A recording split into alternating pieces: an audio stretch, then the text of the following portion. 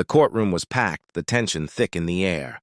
A lawyer stood at the podium, his voice rising as he delivered his final argument, filled with cold legalese and technical jargon. At the front, a woman sat, her face pale, hands shaking, tears threatening to spill. She had everything on the line today, her company, her reputation, her future. And yet, it seemed like she had no one left to turn to. Her name was Emily Clark, a billionaire entrepreneur known for her sharp business acumen. But today, none of that mattered. She had come to court in search of justice for a betrayal that had rocked her world.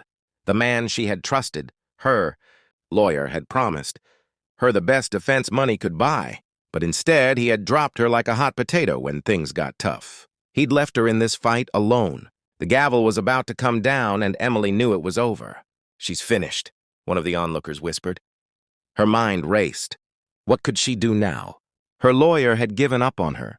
The evidence was stacked against her, and the courtroom was full of people waiting to see her fall. Emily closed her eyes, the weight of her failure bearing down on her. But then, just as the judge was about to speak, a voice cut through the silence. "I will defend her!" Everyone turned. The voice was rough, unpolished, and unexpected. At the back of the courtroom stood a figure who didn't belong, a janitor. His uniform was stained with cleaning supplies, and he was holding a mop, his hands trembling slightly. But it was his words that cut through the tension in the room. The lawyer, who had been prepared to make his closing argument, gawked. The judge raised an eyebrow, clearly unsure how to proceed. The crowd murmured in disbelief. The janitor, this man who was invisible to most, had just spoken up in defense of the billionaire woman. "Who are you?" Emily asked, her voice barely above a whisper, her eyes wide with confusion. The janitor stood tall, his voice steady now, his gaze focused. "I'm Marcus. I've been watching, listening. I can't just stand by and let her go down like this." Emily's heart skipped a beat. There was something in his eyes, something sincere. It was as though he could see through her wealth, her power, and straight into her heart. This man, a janitor who worked behind the scenes, was offering her something no one else had: hope. As he walked toward the front, the room fell silent. Marcus turned to face the judge, his expression hardening with determination. "Your Honor," he began, "I'm not a lawyer, but I know a thing or two about injustice. I know when someone's being unfairly treated, and I know when someone's got the heart to fight. Emily Clark might have a lot of money, but right now, all she needs is someone who believes in her." The judge, still stunned, allowed Marcus to speak. And so, with nothing but his raw conviction, Marcus began to break down the case piece by piece. He spoke of the evidence that had been overlooked, of the details the previous lawyer had missed, and of the true character of Emily Clark. His words weren't polished, but they were real. And in that moment, they hit harder than any legal argument could. As the hours passed, Marcus's defense grew stronger. The judge, still skeptical, began to ask questions. And to everyone's surprise, Marcus had an answer for every single one of them. His knowledge might not have come from law books, but it came from life, a life where he had learned to see people for who they really were. When the time came for closing arguments, Emily couldn't believe it. The janitor, Marcus, had done what no one else had been able to do. He had given her a second chance. The judge took a long moment to deliberate. Finally, he stood, his voice firm as he addressed the courtroom.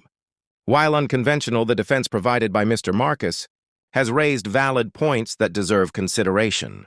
I will request a full review of the evidence, and I am ordering a temporary suspension of the verdict until further investigation." The room exploded in shock and disbelief. Emily's heart soared. She wasn't out of the woods yet, but for the first time in weeks, she felt a glimmer of hope. As the court adjourned, Emily walked up to Marcus, her eyes filled with gratitude. "I don't know how to thank you," she said, her voice trembling. "You saved my life today." Marcus looked at her with a quiet smile. "You're not the one who needed saving. You just needed someone who believed in you." Chapter 2. The days that followed were a whirlwind.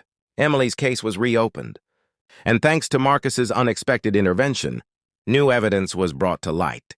What had seemed like a lost cause was now a battle worth fighting. Emily's lawyers were working around the clock, piecing together the truth that had been hidden in the shadows. But amidst all the chaos, one thing remained certain: Emily owed everything to Marcus. She had known people her whole life, rich, powerful, influential people, but none of them had ever shown her the kind of selfless devotion Marcus had.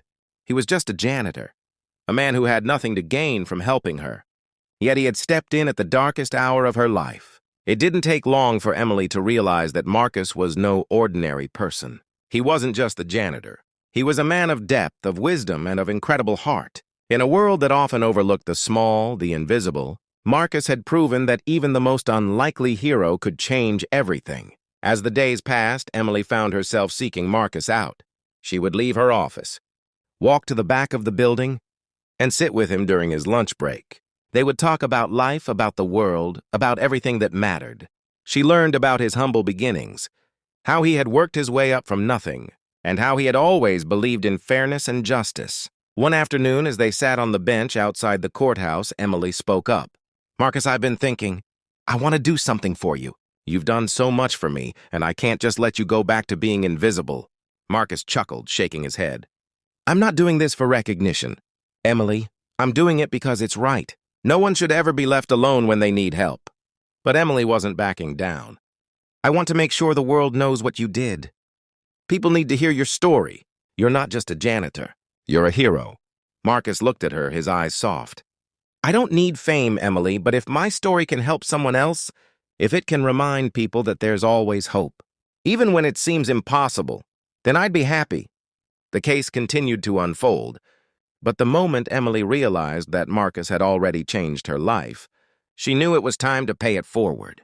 She had once believed that power and money were everything, but now she understood that the greatest strength lay in the kindness of a single person who was willing to fight when no one else would. As the final verdict was delivered, Emily stood at the front of the courtroom, her heart full. The judge ruled in her favor, and the charges were dropped. But more importantly, she had found something she hadn't even known she was looking for. Someone who believed in her, even when the world had turned its back. As Emily walked out of the courthouse, she turned to Marcus and smiled. "You've not just saved my future," she said. "You've shown me what it means to be truly rich." And with that, she knew she would never be the same. Because sometimes the greatest heroes don't wear suits or carry titles. They're the ones who fight for what's right when everyone else has given up. If you've been inspired by Marcus's story, don't forget to like, share, and subscribe. Because in a world that often overlooks the little guys, it's time to remind ourselves that anyone can make a difference. The news about the dramatic turn in Emily's case spread like wildfire. Everyone in the legal world, the business community, and beyond were buzzing about the janitor who had saved a billionaire. People were in disbelief. They had seen it all: powerful lawyers, high-profile celebrities, and businessmen in courtrooms, but this was something no one had ever witnessed. It wasn't just a courtroom win. It was a triumph of the human spirit, a reminder that sometimes the most unlikely of people could become the beacon of hope in someone's darkest hour. Emily was overwhelmed. She had gained so much in terms of money, power, and influence, but she had never felt so small in the face of what truly mattered. Marcus, the janitor, had done more than anyone she had ever known. He had reached into her heart and shown her what it meant to believe in someone, even when it seemed like the world had written them off. That kind of loyalty, that kind of integrity, she couldn't buy that with any amount of wealth. The days after the court's decision were a whirlwind. Emily's life was no longer the same. She still had to fight to prove her innocence in a world full of betrayal and deceit. But she was no longer fighting alone. Marcus was by her side, offering guidance, support, and most importantly, his unwavering belief in her. Emily found herself working even harder than before. She was determined not to let Marcus down, not to let anyone down. She had been given a second chance, and she wasn't going to squander it. She made it her mission to uncover the truth about what had happened in her company and the people who had tried to bring her down. The more she dug, the more she realized that the corruption ran deep, deeper than she had ever imagined. But in the midst of all the chaos, there was something comforting about knowing Marcus was always there. Whether it was a quiet word of encouragement when she was feeling overwhelmed or his no-nonsense advice about how to handle the pressure, Marcus became her anchor in the storm. In him, she had found not just a defender, but a true friend. One afternoon, Emily invited Marcus to her office for a meeting. She had been thinking about how much he had done for her, and she knew it was time to do something for him in return. "Marcus," she began, "I don't know how to say this, but you've changed my life. You've saved me when I didn't even know I needed saving. You gave me hope when everything seemed lost." Marcus looked at her, his face softening, his eyes full of humility. "I didn't do anything special. I just did what I felt was right. Anyone would have done it if they had the chance." "No," Emily said, shaking her head. "You're wrong. You did something extraordinary. You believed in me when no one else did, and that's worth more than anything." Emily paused, taking a deep breath before continuing. "I want to offer you something. Anything you want. I know it's not much, but I want to make sure you get what you deserve."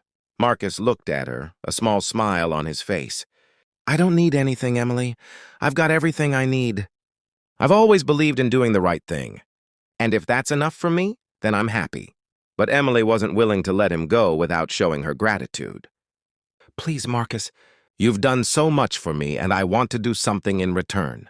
I'm not just offering money or fame. I'm offering you the chance to have a voice, to be heard, to know that you are as important as anyone else in this world." The words struck Marcus in a way he hadn't expected. He had never thought of himself as someone who deserved recognition, someone who could stand in the light. But in that moment, he realized that Emily wasn't offering him a handout, she was offering him a partnership. She was telling him that he mattered just as much as anyone else. "I don't know what to say," Marcus replied quietly, his eyes brimming with emotion. "But if you truly mean it, I'd be honored to work with you. Not for the money, not for the fame, but because I believe in what you're doing. I believe in your mission." The two of them sat together, talking late into the night, planning how they could use their platform to help others. Emily had learned a valuable lesson from Marcus that power wasn't just about wealth or influence. It was about using whatever you had to make a difference in the lives of others. And Marcus, for the first time in his life, felt like he wasn't invisible anymore. As the weeks passed, Emily's company began to thrive again. The evidence that had been uncovered in the investigation cleared her name, and the people who had tried to destroy her found themselves exposed and held accountable.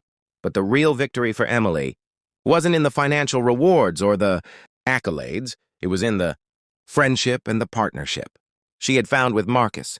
Together, they became a force to be reckoned with, not just in the business world, but in the lives of those who needed help. They used their resources to support underprivileged communities, to fight for justice, and to give people the opportunity to stand up for themselves, just as Marcus had done for Emily. And through it all, Marcus remained the same humble man he had always been. He didn't seek fame or recognition, but he became a symbol of hope for so many. People began to look at him differently, no longer just the janitor, but a hero in his own right. His story, the story of the man who had stood up for a billionaire when no one else would, became an inspiration to thousands. One day, as Emily and Marcus stood in front of a crowd of young entrepreneurs they had been mentoring, Emily addressed the group. "Never underestimate the power of one person," she said. "Sometimes the greatest heroes don't wear suits. They don't sit behind desks. Sometimes the heroes are the ones who are willing to stand up for what's right, even when the odds are against them." She turned to Marcus, her voice full of emotion. "Thank you, Marcus. You've taught me more than any business deal ever could." Marcus smiled, his voice steady as he spoke to the crowd. "And I've learned from you, Emily, that no matter how far we rise, we should never forget where we come from, and we should always be willing to help those who need it the most." As they walked off the stage together, side by side, Emily couldn't help but feel an overwhelming sense of pride. She had started this journey with everything to lose, but now she realized that the true measure of success wasn't in the money or the power. It was in the people who stood beside you and helped you find your way. If you've been inspired by Marcus's story and want to see more stories like this, make sure to hit that like button, share, and subscribe. Together, we can change the world, one act of kindness at a time.